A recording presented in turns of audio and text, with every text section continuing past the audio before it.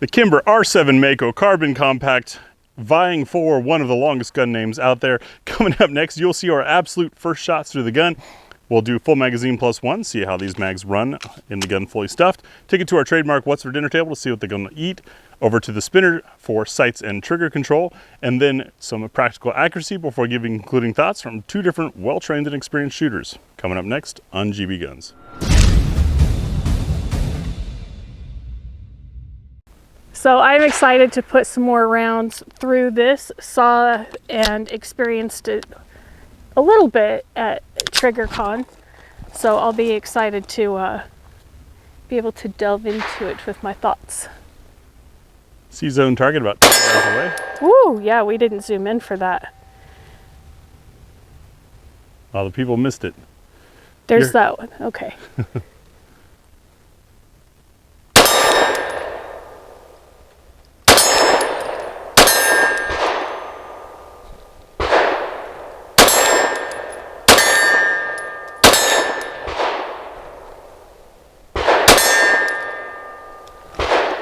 Oh, that's cool. I didn't notice that before.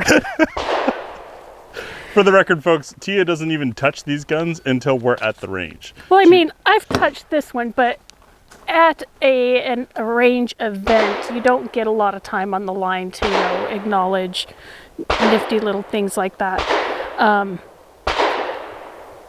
This is going to be an interesting review because I've got positive thoughts already based on my performance and the sights, but I've got some other things that I need to think about a bit before I give a conclusion. But give us those initial thoughts.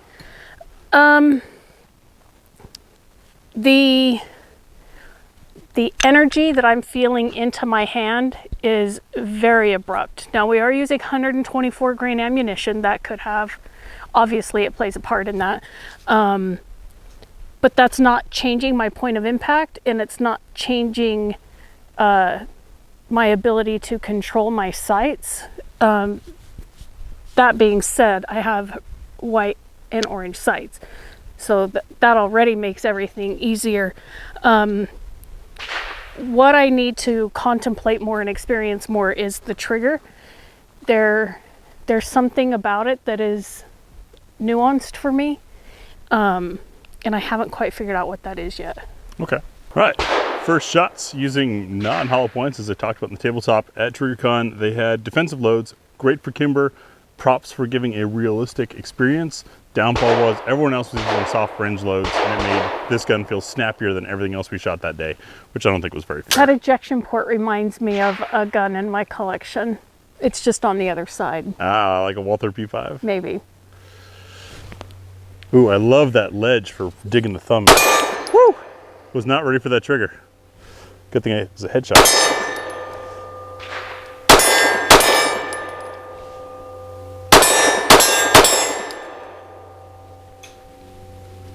Smoky ammo and the wind's blowing it towards us. Very controllable. I think I might be able to elaborate on what Tia was sensing. It is abrupt. The recoil, it's a punch, right? Versus a squishy ride kind of thing. But it's not causing a lot of nose flip, which is uncommon for something that hits that hard in the back of the hand. Well, it's got spectacular ergonomics, and I'm finding between the magwell, giving my pinky a place to hang on and leverage, and this really deep, nice, cleared undercut for the middle finger, that I've got a great hold on the gun. Plus, good traction, and that thumb indentation rest spot is also excellent. For those that can reach it. Yes, because I got banana hands. I'm wondering if perhaps the carbon impregnated polymer that makes this different in the frame is also making it denser, so it shoots a little bit more like an aluminum frame than your standard polymer frame. I would disagree, because I'm not feeling the vibration in my hand as you would in an aluminum frame at all. Okay.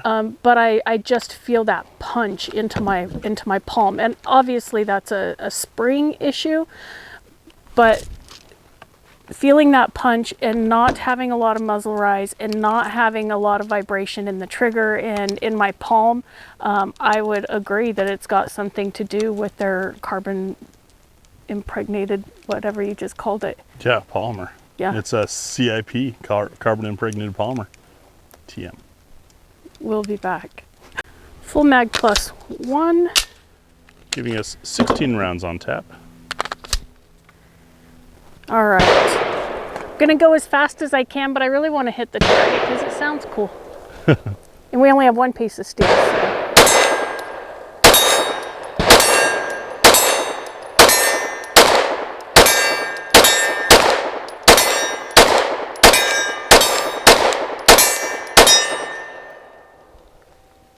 I'm really digging this ejection board. Call me a nerd, but it's cool. No It did issues what it's there. supposed to do. Yep. Now let's see what it eats. And it's that time again. Thanks to our Ammo Squared supporters, patron supporters, and some manufacturer generosity. What's for dinner time? As I scroll by these, you'll see each of these loads has a different weight, projectile type or shape, case material, or coating. What we're looking is to see what the gun will eat. We're going to fire 3 rounds, see if it loads from slide lock, if it cycles and feeds another round of the same type, and if it locks open on empty. Today we're going from 65 grain to 154 grain. If you want to try any of these yourself, check the pinned comment over on the website. I will link to sources where I can. What's for dinner is shot at 2-inch circles from 7 yards away. Our lightest load today is the Novex 65 grainer. This is in those NS2, I think was what they called those steel aluminum composite, whatever blend cases. Silly lightweight. They weigh nothing. Yeah, it's ridiculous. Even just then, and now I see what Tia felt in another review. Like I felt like I was putting an empty mag in the gun. Shut up and shoot, Graham. Whew, those are loud.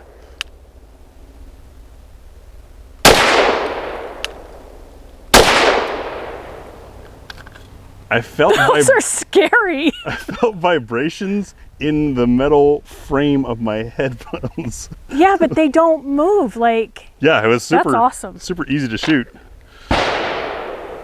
And obviously it ran and grouped decently. Circle 2 is Fiocchi 100 grain. This is a frangible leadless pistol. Pistol ammo. I don't know why they put pistol. Obviously it's 9mm. And why leadless instead of lead free? I don't know, maybe there's just less lead. Circle 2. Okay, these are snappier. without as much intimidation factor. Yeah, less boom. Also poor grouping. I think I'm recalling why we stopped using that Fiocchi in these tests, is that we didn't have any gun even group remotely acceptably with it. However, this is defensive ammo, and as long as it's within, you know, a index card space, Yeah, in theory, you're good. Just don't screw that index card up. and we're also just testing to see if the gun will run the stuff. Right. So, Koenig 110 grain, jacketed hollow point, circle 3.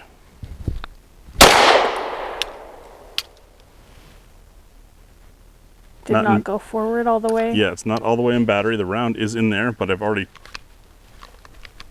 Uh-oh. The round is in there really good. I haven't had this happen in a long time. This is a great test of the serrations. We do have these very strong sights for banging on something, which is what's about to happen off camera. So off camera, was able to use that strong ledge that I pointed out in the tabletop on the rear sight to just hook it on the edge of a bench and then push down real hard. Didn't have to bang or beat, saving the gun and also being a much safer way to do it. Did skim a little bit. No, it's just some paint from the table on there. So thank you, Kimber, for having those sights. The round came out, appears to be fine. Let's see what's going on. Same round.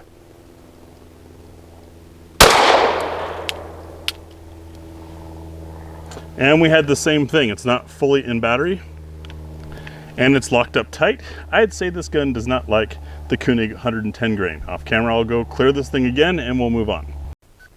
So off camera, we took a look at that Koenig 110 grain premium ammunition Koenig competition and noticed that the loading overall length varies from round to round. It's a little bit small and tedious to put on camera, but some of the rounds are seated a little bit deeper than others. So it may just be out of spec ammunition going into a nicely spec'd chamber isn't going to work. And no, we don't have calipers with us, but some of this stuff you can see, and that was obvious to me. So Circle 4 is the SIG Elite Defense V-Crown, 115 grain.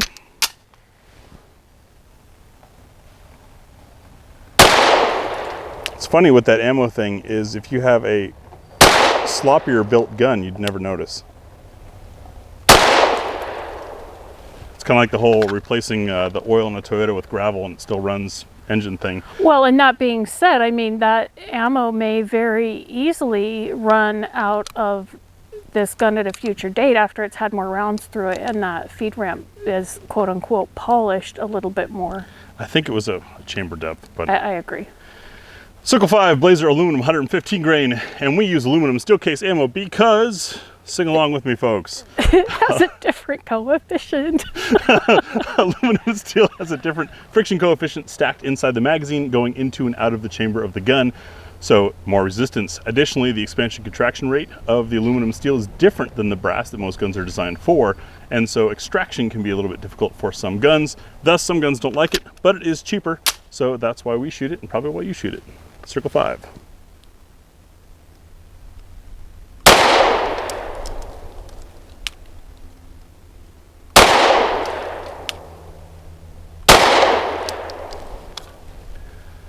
And lately it's been performing very well. Yeah, and in my 115 grain ammo test, it was good stuff. I was just making a note on the trigger, similar to what I think T was feeling, like there's kind of this creaky springiness just before it breaks.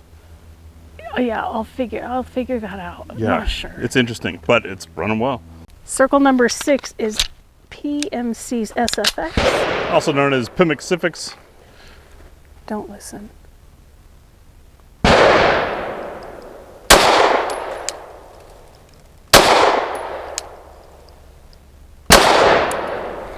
That stuff, I really like it.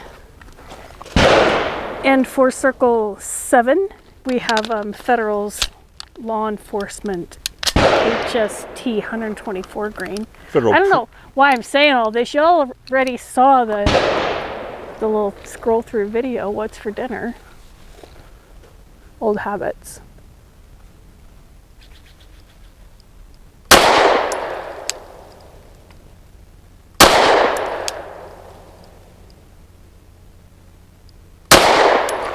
I hear the creakiness. I definitely hear the creakiness. What did you describe it as? Like old rocking chairs, someone's about to get up, like they've been sitting there for a while, and that first movement of getting up and the chair goes, They hesitated because the hips quit.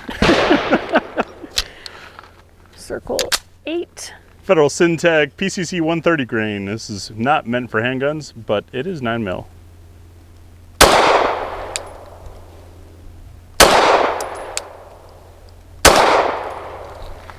Oh, and it smells good. Yeah, It it's kind smells of so good. A little like- bit industrial. like a high quality urinal cake. I was thinking cherry chapstick, but thanks. Like not the gross urinal cakes, but the ones you walk into the bathroom, it's like, oh, it's nice. I wonder what smells so nice in here. And you're like, holy crap, it's the A urinal little cake. bit of the cinnamon. PPU's jacketed hollow point 147 grain for circle number 9.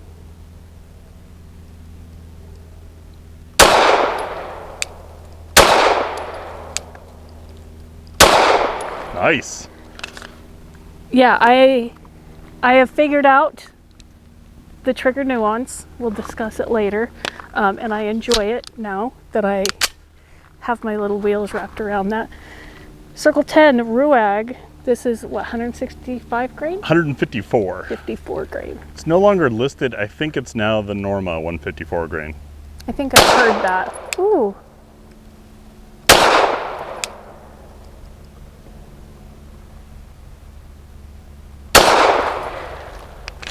Nice grouping. I don't like the way it felt though. Yeah? No, it amplified that pushback in the hand feeling, and I felt a little bit more vibration in my fingers with that than I did any of the others. The heavy loads do tend to have more push than snap. That is our 6-inch spinner target. We're back about 12 yards away. Use this target for sights and trigger control because it's a small target at distance. As we hit it, it starts moving. So you've got a fine sight picture and also need to time the trigger. Hence great for assessing sights and trigger control. Got 8 rounds of that Federated Ordnance. Something. I don't know. It'll be check the pin comment. 124 grain FMJ. Getting out of the chair.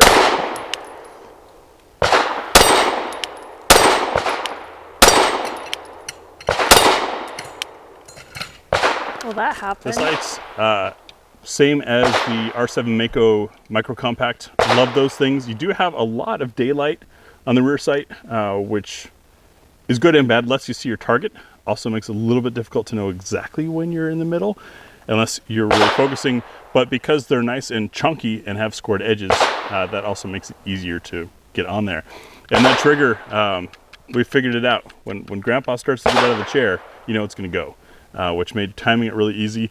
The ergonomics that we first felt in our opening shots, at least that for my hand, meant that I was able to stay on target very easily. So that made this a rather simple task for me. Tia's turn. Little smiley face you left there for me. Looks like a oh shit I'm getting shot at face. I'll zoom in so the audience can see that face. Oh no!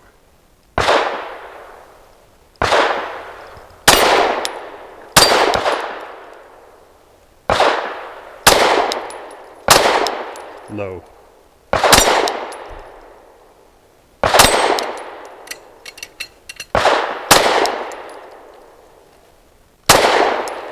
I got in my head on that last one. I knew I only had 8 shots. And I knew I waited too long for the swing to stop. So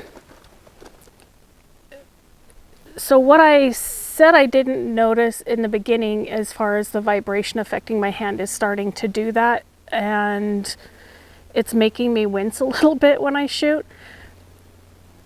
The sights made that exercise easy for me. This is my favorite sight combination. I'm not noticing the gap back here because I stay more focused on the front sight with that color. Wow, folks, that was a Graham can't shoot dig right there. No, not at all. Just I notice if I spend too much time looking for that distance back here when I'm aiming at something like that, then I've been in my head too long. Then I start watching the swing to make sure, to see where I'm at in that process, etc. So it wasn't a dig. But I really thought that this made it easy for me. I'm not sure if that ever went over all the way, but it got closer than I normally do, so I'll take it. And how about timing the shot with the trigger? Timing the shot with the trigger is easy. I enjoy this trigger. The creakiness of it doesn't bother me. I like the I wish you could see him right now.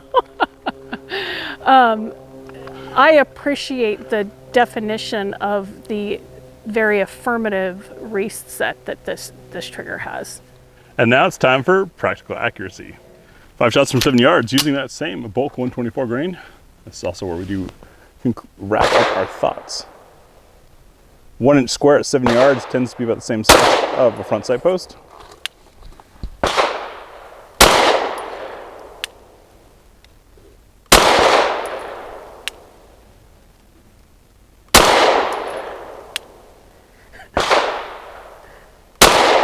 My eyes are starting to get tired.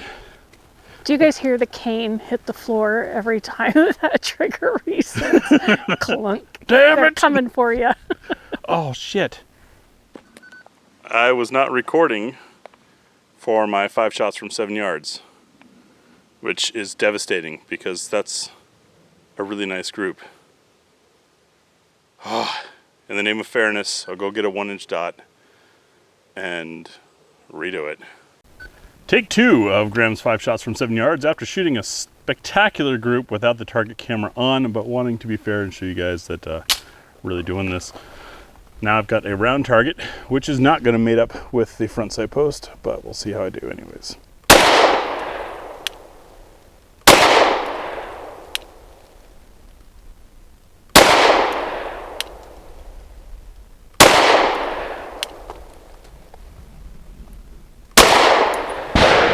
Fine.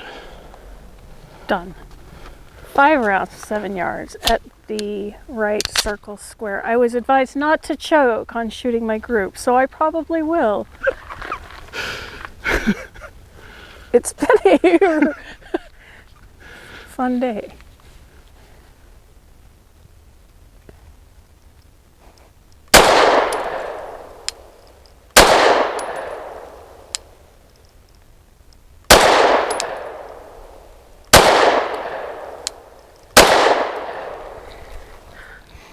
After shots, this thing is delightful. My wrist is starting to feel, I think, a little bit of what Tia was saying she feels. There is, dare I say, more energy transfer through this denser polymer. Do I feel a difference between it and aluminum? No, I think it's similar to aluminum, but I'm not as sensitive to it as Tia is. Other than that, we've got spectacular ergonomics, a very predictable trigger, a great set of sights, the awesome Bubitz improved Browning action. Overall, a win. We didn't bother changing backstraps because this just felt nice. And for me, I think the most important aspect of all that was this magwell.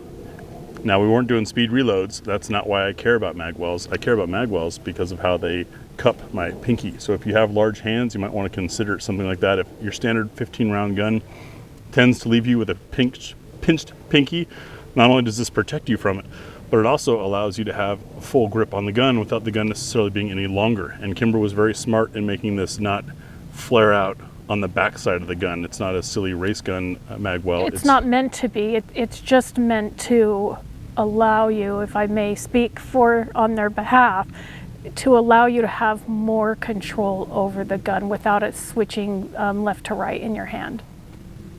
Could be. And the traction, spectacular, For and sure. these indentations I freaking love. Overall, I am super impressed with this gun. Does it have a stronger push back into the hand? Yes. But I am able to control that, and it works well with the authority that the trigger has in its reset and deployment. So all of that is forgiven. It's carbon impregnated polymer, correct? CIP, yeah. I told you we'd get back to that. It softens the recoil quite a bit, but I'm still feeling a lot of vibration in my hand and through my wrist. I have issues there. It's whatever. I love the texture. When you first approach it, it's like, whew, but once you get a hold on it and it warms up and your hand is, kind of molding to that shape, it works perfectly. These memory spots that they have work great for my trigger finger, not so much for my thumb. I can get a little bit there, but not as much as I would like to get to actually drive the gun down and help control some of that flip that I'm getting.